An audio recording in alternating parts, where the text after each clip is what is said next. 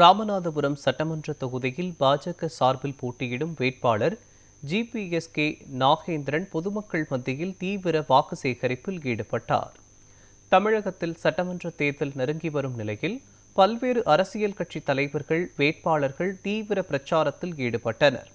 அந்த வகையில் பாம்பன், தங்கச்சிபடம் உள்ளிட்ட பகுதிகளில் கூட்டணி கட்சியினருடன் சேர்ந்து வாக்கு சேகரிப்பில் ஈடுபட்ட பாஜக வேட்பாளர் நாகேந்திரனுக்கு அப்பகுதி மக்கள் உற்சாக வரவேற்பு அளித்தனர். இந்நிலையில் தேர்தல் வாக்குறுதிகளை பொதுமக்களிடம் துண்டு பிரசுரமாக வழங்கி தீவிர வாக்கு சேகரிப்பில் ஈடுபட்டார்.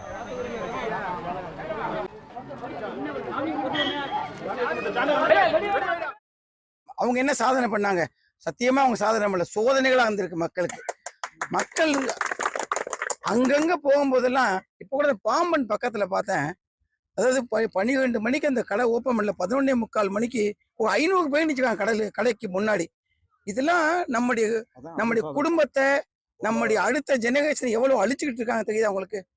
இதெல்லாம் கண்டிப்பா சோதனைகள் தானே. எவ்வளவு பேரு அந்த காலத்துல எல்லாம் 92, 98 வயசு வாழ்ந்தவங்க எல்லாம் 30, 35 வயசுக்கு இறந்து போயிருக்காங்க. அது காரணம் ஒரு வருஷம் கண்டினியூஸா டாஸ்மாக்ல வாங்கி தண்ணி அடிச்சாங்கன்னா அடுத்த வருஷம் செத்து போயிருவாங்க. அதுக்கெல்லாம் காரணியாக இந்த திமுக அரசாங்கம். இதை நடத்துறதுலாம் யாரு? அவங்க குடும்பத்தில் உள்ளவங்க, அதை வச்சு திமுக சார்ந்தவங்க. அதுக்கான குயிக்கா ஒரு முடிவு எடுக்கப்படும் கண்டிப்பாக. இந்த போதைப் பொருட்கள் இப்ப கூட ராமேஸ்வரத்துல ரீசெண்டா ஒரு பொண்ணை 12ஆம் கிளாஸ் படிக்கிற பொண்ணை ஒரு பையன் குத்தி கொண்டுட்டான்.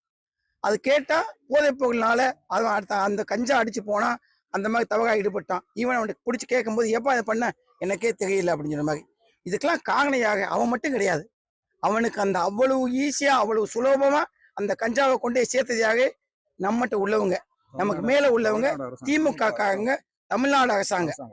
இதுக்கெல்லாம் காரணம் அவங்க காரணமானவங்கள அவங்க வீட்டுக்கு அனுப்பிச்சே ஆகணும்.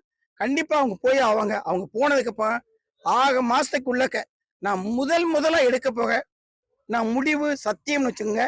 எங்கேனாலும் ராமநாதபுரம் மாவட்டத்துல கஞ்சான்னு ஒண்ணு நீங்க கேட்க மாட்டீங்க. கஞ்சான்னு ஒண்ணு 200% இருக்காது. யாரு